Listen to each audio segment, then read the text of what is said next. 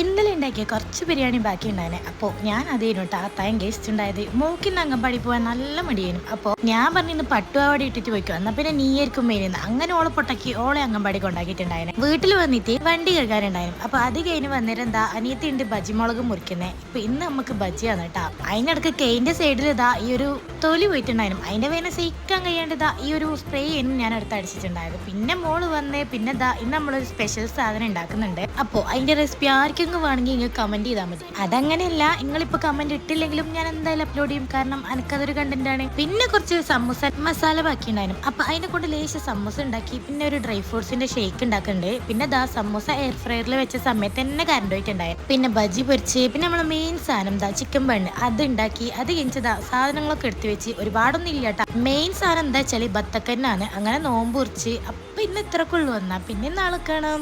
ഇഷ്ടമായിരുന്നെങ്കിൽ ഒന്ന് സബ്സ്ക്രൈബും കൂടെ ചെയ്തേക്കണേ.